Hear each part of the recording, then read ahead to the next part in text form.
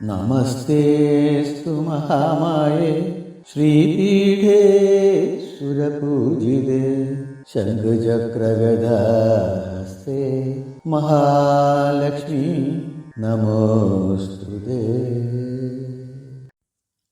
അനവധി വർഷത്തെ വിരഹദുഃഖം അനുഭവിച്ച ശിവൻ അതികഠിനമായ തപസ്സാൽ നേടിയ ദേവിയെ തൻ്റെ വാമഭാഗത്ത് ലഭിച്ചത് മുതൽ സന്തോഷവതിയായി കൊണ്ടു നടക്കാൻ പ്രത്യേകം ശ്രദ്ധ കാട്ടി.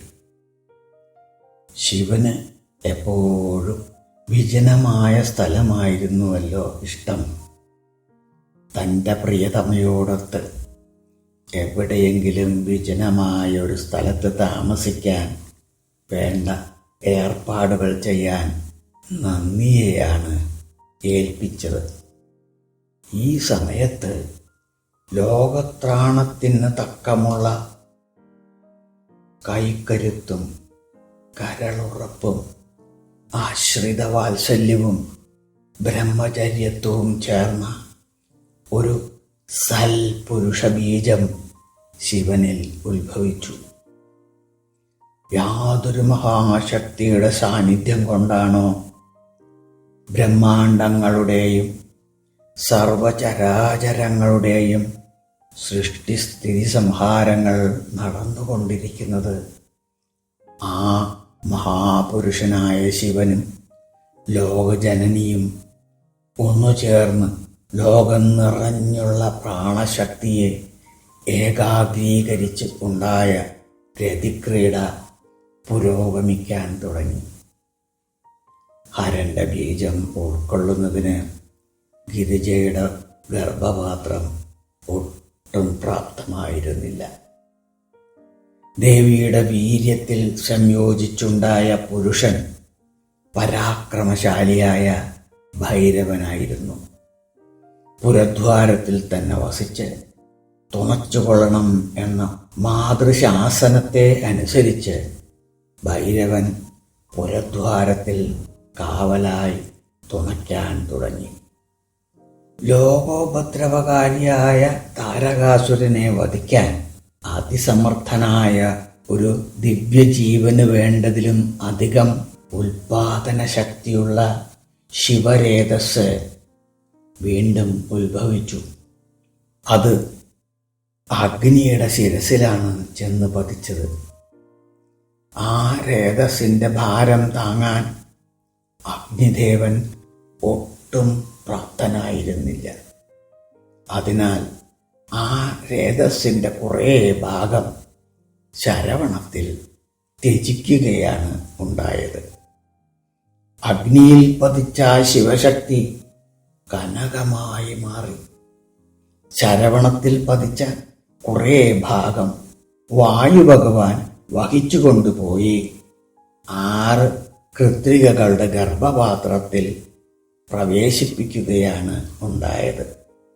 ശിവരേതസിന്റെ അത്യപൂർവമായ വളർച്ചയെ വഹിക്കാനുള്ള കഴിവ് കൃത്തികമാർക്കും നഷ്ടമായി.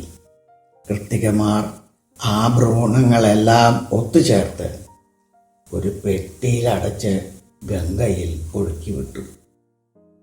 ഇത് മനസ്സിലാക്കിയ ബ്രഹ്മാവ് ആ പേടകത്തെ ഗംഗയിൽ നിന്നും വീണ്ടെടുത്ത് സ്വർലോകത്തിൽ കൊണ്ടുപോയി ഭവ്യമായി സൂക്ഷിച്ചു. യഥാകാലം ആ പെട്ടിയിൽ നിന്ന് ഒരു ശ്രേഷ്ഠ പുരുഷ ജനനം ഉണ്ടായി. അഴകുള്ള 6 മുഖങ്ങളും 12 നേത്രങ്ങളും 12 കൈകളും കനകത്തെ വെല്ലുന്ന ശരീരവുമായി ആ കുമരൻ വെളുത്തവാവും അശ്വതിയും ചേർന്ന ശുഭദിനത്തിൽ ഒരു ശുഭമുഹൂർത്തത്തിൽ സ്വർലോകജാതനായി. ഈ സമയം താരകാസുരന്റെ ശിരസിനെ അലങ്കരിച്ചിരുന്ന കനക കിരീടം താഴെ വീഴുകയും അവന്റെ ശരീരം നടുങ്ങുകയും ചെയ്തു. നാമഗണത്തിനായി നിരവധി ദേവന്മാരും ഋഷിപുങ്കവന്മാരും സ്വർലോകത്തിൽ എത്തിച്ചേർന്നു. ഈ സമയത്ത് ബ്രഹ്മാവ് ഒരു പ്രവചനം നടത്തുകയുണ്ടായി. കൃത്തികമാരുടെ ഗർഭത്തിൽ ഉത്ഭവിച്ച ഈ കുഞ്ഞിന് കാർത്തികേയൻ എന്ന നാമധേയം സിദ്ധിക്കും. മാതാക്കളായി 6 അമ്മമാർ ഉണ്ടായതിനാൽ ഷൺമാതുരൻ എന്ന് വിളിക്കാൻ തുടങ്ങും.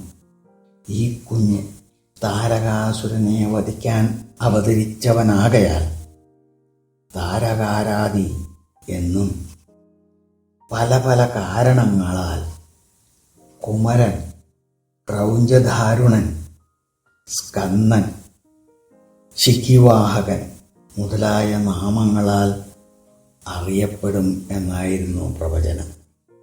ദേവന്മാരെ, ഋഷികളെ, ഇനി ഞാൻ ഒരു കാര്യം പറയുന്നത് നിങ്ങളെല്ലാവരും അനുസരിക്കണം.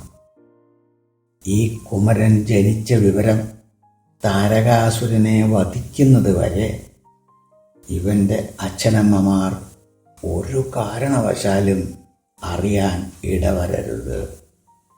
കാരണം അതിനു മുമ്പ് അവർ അറിഞ്ഞാൽ ഒരു പക്ഷേ ഇവനെ യുദ്ധത്തിനയക്കാൻ അവർ വിസമ്മതിച്ചാലോ? വിധാതാവിൻ്റെ ആവശ്യം മനസ്സിലാക്കിയ ദേവഗണങ്ങളും ഋഷിമാരും നാമഗണ ചടങ്ങിന് ശേഷം തിരിച്ചുപോയി. ബ്രഹ്മാവ് ഈ അത്ഭുതകുമാരനെ ഒരു പിതാമഹനെ പോലെ ഓമനിച്ചു വളർത്തി.